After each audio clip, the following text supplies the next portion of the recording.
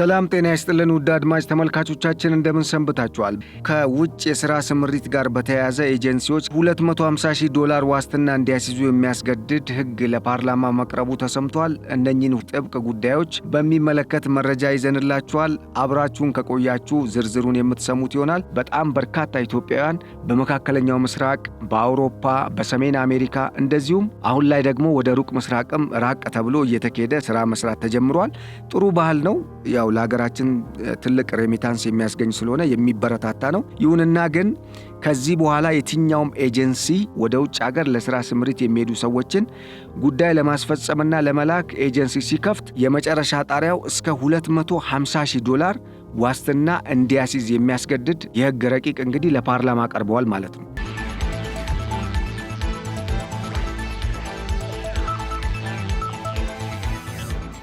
ወደ ዝርዝር መረጃው ስንገባ ማንኛውም የውጭ ሥራ ስምሪት ኤጀንሲ ከካፒታል በተጨማሪ ለሰራተኛው መብት፣ ክብርና ደህንነት ዋስትና ማስከበሪያ የሚውል $250,000 ዋስትና እንዲያስይዝ ነው እንግዲህ ይህ ረቂቅ አዋጅ የሚያስገድደው። አዋጁ በአንድ በኩል በጣም የሚወደድ ይሆናል የሚል ግምት እየቀረበ ነው ያለው። ምክንያቱም አብዛኞቹ ኢትዮጵያውያን ዜጎች ወደ መካከለኛው ምስራቅ በተለይም በአረቡ ዓለም ሀገራት ከፍተኛ የሆነ የጉልበት ብዝበዛ ይደረግባቸዋል። ደሞዛቸውን አንዳንዴ አይከፈላቸውም፣ ይከለከላሉ። አንዳንድ ጊዜ ደግሞ በጣም ዝቅተኛ የሆነ የደሞዝ ክፍያ ነው የሚከፈለው። በተለይ በተጨባጭ የሚሰሙ መረጃዎች ከፊሊፒንስ ዜጎች እንኳን ያነሰ ነው ኢትዮጵያውያን ዜጎች በአረቡ ዓለም ሀገራት እየተከፈላቸው ያለው። የሚሰሩት ግን ከየትኛውም አገር ዜጋ በላይ ነው። ስለዚህ ከዚህ አንጻር የዚህ አይነት አዋጅ ወጥቶ ጥብቅ ክትትል መደረጉ የዜጎችን ክብር፣ ደህንነትና በተለይ ከጥቅማ ጥቅም ከደሞዝ ክፍያ እንደዚሁም ከህይወት ደህንነት ከራሳቸው ሄደው ደህንነታቸው ተጠብቆ በሰላም ሰርተው የሚገባቸውን ጥቅም ከማግኘት አንጻር ጥሩ የሆነ እርምጃ እንደሆነ እየተነገረ ነው የሚገኘው። በሌላ በኩል ደግሞ ኤጀንሲዎች በርካታ ቅሬታዎችን እያቀረቡ ነው። እንደሚታወቀው አብዛኞቹ ኤጀንሲዎች የዚህን ያህል ገንዘብ አላቸው ተብሎ አይጠበቅም። ይሁንና ግን ከሚያገኙት ገቢ አንጻር $250,000 ምንም ማለት አይደለም ነው የተባለው። ስለዚህ መንግስት በዚህ ረገድ ቆፍጠን ያለ አቋም እንደያዘ ነው ያስታወቀው። በዚህም መሰረት ከዚህ በኋላ ኤጀንሲዎች $250,000 ዋስትና ሳያስይዙ ምንም አይነት የውጭ ሀገር የሥራ ስምሪት ሥራ ላይ እንደማይሳተፉ ነው የተገለጸው። የሕዝብ ተወካዮች ምክር ቤት በሰኔ 5 ቀን 2017 ዓ.ም ባካሄደው 36ኛ መደበኛ ስብሰባው የውጭ ሀገር የሥራ ስምሪት ረቂቅ አዋጅን መርምሮ ለሰው ሀብት ልማት ሥራ ስምሪትና ቴክኖሎጂ ጉዳዮች ቋሚ ኮሚቴ በሙሉ ድምፅ መርቶታል ማለት ነው። ይሄ እንግዲህ የሚያሳየው አዋጁ ኢሚዲየትሊ እንደተደገፈ ነው። ምክንያቱም ከዜጎች አሁናዊ አሳሳቢ ሁኔታ አንጻር ሲታይ በጣም ሊታሰብበት የሚገባ ጉዳይ እንደሆነ ነው። መንግስትም እንግዲህ አሁን በዚህ መልኩ ቁጥጥሩን ጀምሯል። ይበል የሚያሰኝ እንደሆነ ነው አብዛኛው የሚወጣ መረጃ፣ በተለይ ምሁራኑም እየሰጡ ያሉት አስተያየት የሚደግፍ ነው። ረቂቅ አዋጁ ኤጀንሲዎች ከሚያስመዘግቡት ካፒታል በተጨማሪ በስራና ክህሎት ሚኒስቴር የባንክ ሂሳብ ተቀማጭ የሚሆን የዋስትና ገንዘብ እንደ ደረጃቸው ልዩነት እንዲያስቀምጡም ያስገድዳል። ያ ማለት ዝም ብለው አንድን ግለሰብ ወደ ውጭ ሀገር ልከው ከዛ ግለሰቡ የፈለገውን ይሁን እነሱ ገንዘባቸውን እዚህ ከተቀበሉ በኋላ ከዚህ ቀደም እንደሚያደርጉት ሳይሆን አሁን ለዋስትና የሚሆን ያ ማለት ስራቸውን በጥንቃቄና በጥራት በእርግጠኝነት የሚሰሩ መሆናቸውን የዋስትና ገንዘብ እንደየደረጃቸው ኤጀንሲዎች ደረጃ አላቸው። በዛ ደረጃ መሰረት እንዲያስቀምጡ የሚገደዱ መሆናቸውም ነው የተቀመጠው።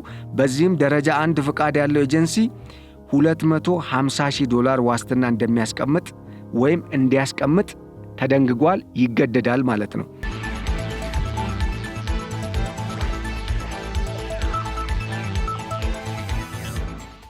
ሁለት ፍቃድ ያለው ኤጀንሲ $200,000፣ ደረጃ 3 ፍቃድ ያለው ኤጀንሲ $150,000፣ ደረጃ 4 ፍቃድ ያለው ኤጀንሲ $4,000 እንዲሁም ደረጃ 5 ፍቃድ ያለው ኤጀንሲ ደግሞ $50,000 ዋስትና እንዲያስቀምጡ ይደነግጋል ወይም ምን ብሏል? ያስገድዳል ማለት ነው። ኤጀንሲ ሆኖ ለመስራት የሚፈልግ ማንኛውም ሰው ከሚኒስቴሩ ፍቃድ ማግኘት እንደሚኖርበት የሚያስገድደው ረቂቅ አዋጁ በግለሰብ የተቋቋመ የኤጀንሲ ስራ አስኪያጁ ወይም ሰራተኛው በጉዞ ወኪል ወይም በአየር መንገድ ቲኬት ቢሮ ውስጥ በአመራር ወይም በሰራተኝነት የሚያገለግል ከሆነ እንዲሁም የስራ ውል በሚኒስቴሩ ሳያጸድቅ ሰራተኛ ለስራ የሚያሰማራ ከሆነ ፍቃዱ እንደሚሰረዝበትና ቅጣትም እንደሚኖረው ተገልጿል። ከሚኒስቴሩ ዕውቅና ውጪ ከመዳረሻ ሀገሮች ጋር ስምምነትና የኮሚሽን ድርድር ማድረግ በረቂቅ አዋጁ ተከልክሏል። እንግዲህ ምን ማለት ነው? ሚኒስቴሩ ከሚያውቀው ውጪ ከመዳረሻ ሀገሮች ጋር ስምምነት እና የኮሚሽን ድርድር ማድረግ ዜጎችን በህገወጥ መንገድ እንደመሸጥ ወይም የህገወጥ የዜጎች ዝውውር ስራ እንደመስራት ስለሚቆጠር በአዋጁ ክልከላ ተጥሎበታል ማለት ነው። ይህን ተላልፎ የተገኘ ኤጀንሲ ወይም ማህበር ፍቃዱ የሚሰረዝበት መሆኑ እንደተጠበቀ ሆኖ የድርድር ውጤቱም ተቀባይነት እንደማይኖረው ተመላክቷል። ያ ማለት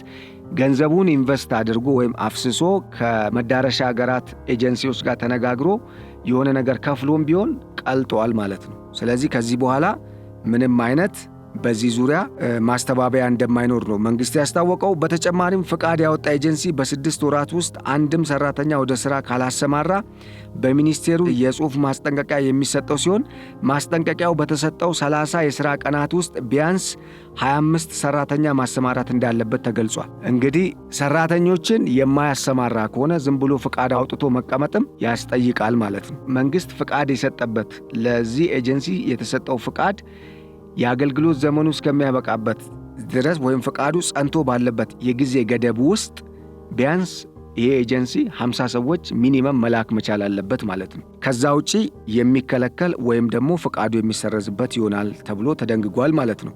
የሥራና ክህሎት ሚኒስቴር ወይም አግባብ ያለው ባለስልጣን መስሪያ ቤት በአዋጁ መሰረት የሚወጡ ደንብና መመሪያ በመተላለፍ በሚፈጽመው ጥፋት ላይ በሰጠው ውሳኔ ቅር ከተሰኘ ውሳኔው በደረሰው በ15 ቀናት ውስጥ ለፌዴራል ከፍተኛ ፍርድ ቤት ወይም በክልል ስልጣን ለተሰጠው ፍርድ ቤት ይግባኝ ማቅረብ ይችላል ተብሏል። ይሄ ማለት የሁለቱንም ወገን መብት ለመጠበቅ ሲባል ነው። ኤጀንሲዎች ብቻ ጥፋተኛ ናቸው እየተባለ እንዲቀጡ ሳይሆን ተምረው ትክክል እየሰሩ ያሉ ኤጀንሲዎችም አሉ። በነገራችን ላይ እነኛ ኤጀንሲዎች የበለጠ እንዲበረታቱ፣ ለሀገር ጥቅም፣ ለዜጎች ደህንነት የሚጨነቁ ኤጀንሲዎች የበለጠ በስራቸው እንዲተጉና ጥሩ ውጤት እንዲያስመዘግቡ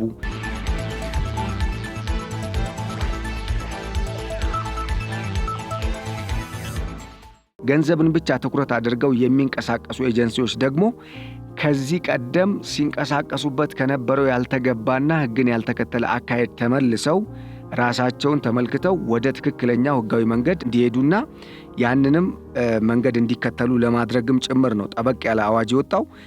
ከዚህ ጋር በተያያዘ እንግዲህ ይሄንን የሥራና ክህሎት ሚኒስቴር ወይም አግባብ ያለው ባለስልጣን መስሪያ ቤት በአዋጁ አጥፍተዋል ብሎ ቅጣት ከጣለባቸው እና እነሱ ደግሞ ቅጣቱ አይመለከተንም ወይም አላጠፋንም፣ በዚህ በተጠየቅንበት በተከሰስንበት ወንጀል ወይም ደግሞ ቅጣቱ በተላለፈብን ወንጀል ወይም ጥፋት እኛ አንጠየቅም የሚሉ ከሆነና እንደዚህ አይነት አቋም የሚያራምዱ ከሆነ ለፌዴራል ከፍተኛ ፍርድ ቤት ወይም በክልል ስልጣን ለተሰጠው ፍርድ ቤት አዲስ አበባ ለሚገኙ ለፌዴራል ከፍተኛ ፍርድ ቤት በመቅረብ ቅሬታቸው ማቅረብ እንደሚችሉ፣ በክልል ለሚገኙ ደግሞ በክልል ስልጣን ለተሰጠው ፍርድ ቤት ይግባኝ ማቅረብ እንደሚችሉ ተመላክቷል ማለት ነው።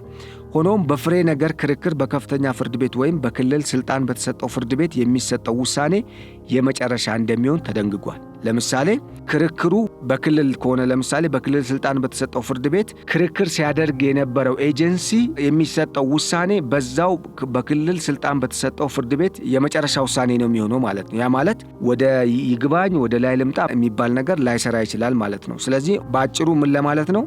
በፍሬ ነገር ክርክር በከፍተኛ ፍርድ ቤት ወይም በክልል ስልጣን በተሰጠው ፍርድ ቤት የሚሰጠው ውሳኔ ለዚህ ኤጀንሲ የመጨረሻ ውሳኔ ይሆናል ማለት ነው። ስማቸው እንዳይጠቀስ የፈለጉ በስራ ላይ የሚገኙ ኤጀንሲዎች የሥራና ክህሎት ሚኒስቴር የሚመድብላቸውን ሰራተኞች ብቻ ወደ ውጭ እንዲልኩ መደንገጉ እንዲሁም በቀረበለት አቤቱታ ላይ ዳኝነት የመስጠት ስልጣን ለሚኒስቴሩ መሰጠቱ ቅሬታ እንደፈጠረባቸው ገልጸዋል። በተጨማሪም ሚኒስቴሩ በሰጠው ውሳኔ ወይም ዳኝነት ላይ ቅር የተሰኘ አካል ለፌዴራል ከፍተኛ ፍርድ ቤት ይግባኝ ብቻ ማቅረብ መቻሉና ፍርድ ቤቱ የሚሰጠው ውሳኔ የመጨረሻ መሆኑ ስጋት እንደፈጠረባቸውም እየገለጹ ነው የሚገኙት።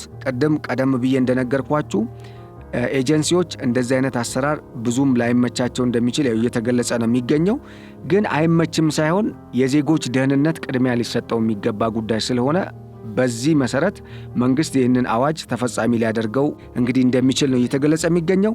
የረቂቅ አዋጁን ማብራሪያ ለፓርላማ አባላት ያቀረቡት በሚኒስተር ማዕረግ የመንግስት ተጠሪ ሚኒስተር ዶክተር ተስፋዬ በልጅጌ ወደ ውጭ አገር በመሄድ ለመስራት ፍላጎት ያላቸውና ብቁ የሆኑ ኢትዮጵያውያን መብታቸው፣ ደህንነታቸውና ክብራቸው ተጠብቆ ባላቸው አቅምና ችሎታ ተጠቅመው መስራት እንዲችሉ ትኩረት ተሰጥቶ እየተሰራ ነው ብለዋል።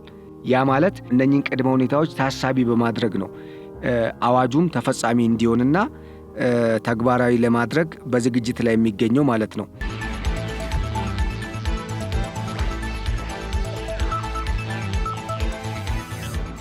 በዚህም ከዚህ ቀደም በስራ ላይ የነበረው አዋጅ የነበረበትን የህግ የአሰራርና የአደረጃጀት ክፍተቶች በመፈተሽ በዘርፉ የተሻለ አፈጻጸም ያላቸውን አገሮች ተሞክሮ በተጨማሪ በግምገማና የዜጎችን መብትና ክብር ደህንነትና ጥቅም በተሻለ መንገድ ማስጠበቅ የሚያስችል የተሟላ ህግና የህግ ማዕቀፍ አላቸው የተባሉ ሀገራትን ተሞክሮ በመውሰድ የዜጎችን መብት፣ ክብር፣ ደህንነትና ጥቅም በተሻለ መንገድ ማስጠበቅ እንዲያስችል እንዲሁም የተሟላ የህግ ማዕቀፍ ለመዘርጋት ታሳቢ በማድረግ ረቂቅ አዋጁ ሊዘጋጅ ስለመቻሉ ነው ዶክተር ተስፋዬ የተናገሩት። የሥራ ውል ተግባራዊ ሲደረግ አፈጻጸሙ ላይ ተወያዮች በየትኛውም ህግ እንደሚዳኙ በአዋጁ መካተት ሊኖርበት እንደሚገባ ያስረዱት አንድ አቶ ዳውድ የተሰኙ የተከበሩ የፓርላማ አባል ለውጭ ሀገር የሥራ ስምሪት የሚላከው ሰራተኛ አንብቦ መረዳት የሚችልና የሚሄድበት የሥራ ዘርፍ ዕውቀት ሊኖረው ይገባል ተብሎ በረቂቅ አዋጁ የተቀመጠው ቢያንስ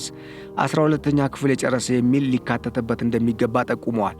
ምክንያቱም አብዛኛው ከኢትዮጵያ በተለይ ወደ መካከለኛው ምስራቅ ወደ አረቡ ዓለም የሚሄደው ዜጋ ማንበብ የማይችልም አለበት። በውስጡ ብዛቱ ማንበብና በቂ የሆነ የትምህርት ዝግጅት የሌላቸው በመሆናቸው ከፍተኛ ጉዳት እየደረሰባቸውና ለአደጋም እየተጋለጡ ስለሆነ ለብዝበዛም የሚጋለጡት እንደዚህ አይነት ዜጎች ስለሆኑ አቶ ዳውድ የተሰኙ የፓርላማው አባል 12ኛ ክፍል የጨረሰ የሚል ቢካተትበት፣ ምክንያቱም ከፍ ቢል ነው የሚሻለው የሚል ሐሳብ አቅርበዋል።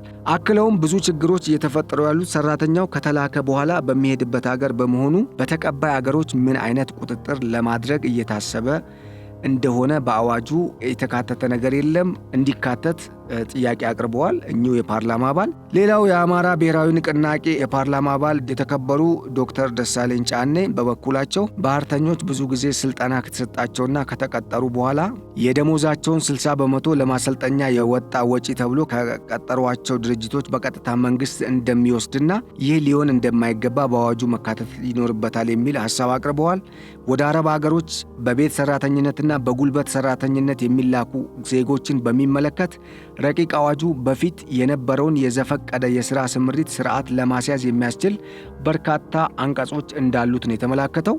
ሆኖም ረቂቅ አዋጁ ኤምባሲዎች፣ የሥራና ክህሎት ሚኒስቴር እንዲሁም የውጭ ጉዳይ ሚኒስቴር ላይ የሚጥለው ግዴታ አለመኖሩና ለውጭ አገር የሥራ ስምሪት የሚሄዱ ዜጎችን በተመለከተ ተቋማቱ ስላለባቸው ግዴታ በአዋጁ በግልጽ ሊቀመጥ እንደሚገባም ከምክር ቤት አባል የተሰጡ አስተያየቶች አመላክተዋል።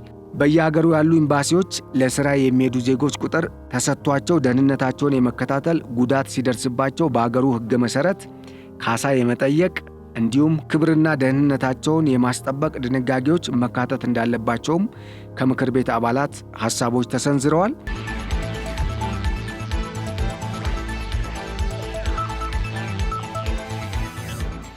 ረቂቅ አዋጁ በዋናነት ትኩረቱን የሚያደርገው በቤት ሰራተኝነት የሚሄዱ ሰራተኞች ላይ እንደሆነ የገለጹት የተከበሩ የምክር ቤት አባል ዶክተር ደሳለኝ ሀገሪቱ በሕክምና፣ በኢንፎርሜሽንና በቴክኖሎጂ፣ በኢንጂነሪንግና በፋይናንስ ተመርቀው ሥራ የሌላቸው ዜጎች ዕድል የሚያገኙበት የሥራ ስምሪት መዘርጋት የሚያስችል ክፍል እንዲያካትት ቢደረግ ሲሉ ለተመራለት ቋሚ ኮሚቴ ማሳሰቢያ ሰጥተዋል። በቀጣይ እንግዲህ ይህንን ረቂቅ አዋጅ በጥልቀት የሚፈትሸው ምክር ቤቱ ቋሚ ኮሚቴ ከምክር ቤት አባላት የተነሱ ተጨማሪ ሐሳቦችን በማካተት እንደዚሁም ነባራዊ ሁኔታዎች ምን ነገሮችን እውነታዎችን ያሳያሉ የሚሉ ምክር ሐሳቦችን በመቀበል አሟልቶ የሚሰጠውን ሂስና ግብረ መልስ መሰረት በማድረግ በአዋጁ የሚካተቱ ነገሮች ተካተው በቀጣይ አዋጁ እንግዲህ ተግባራዊ የሚሆንበት ሁኔታ እንደሚኖር ተገልጿል።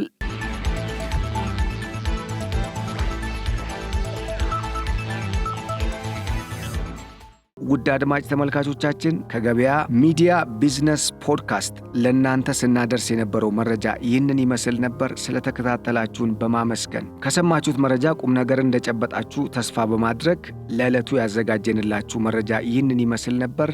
ስለተከታተላችሁን በድጋሚ እያመሰገንኩኝ ቸር ተመኘው። ሰላም። በኃይል መቆራረጥ ምክንያት ስራዎችን ለማከናወን ተቸግረዋል? ለጄኔሬተርና ለነዳጅ ምን ያህል ገንዘብ እያወጡ ነው? የግሪን ሰንቴክ የፀሐይ ኃይልን በእጁ ያድርጉ።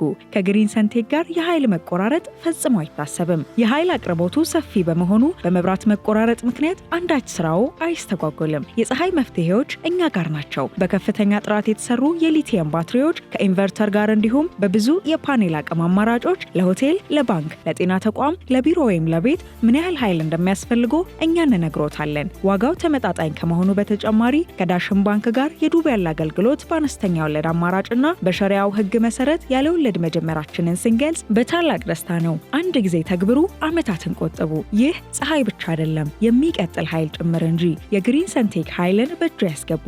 አድራሻችን 22 ማዞሪያ ኳሊቲ ህንፃ አንደኛ ፎቅ ቢሮ ቁጥር 103። ለበለጠ መረጃ በ0989 41 42 19 አሊያም በ0989 41 42 09 ላይ ይደውሉ። ግሪን ሰንቴክ ኃይል በእርሶ እጅ ውስጥ ነው።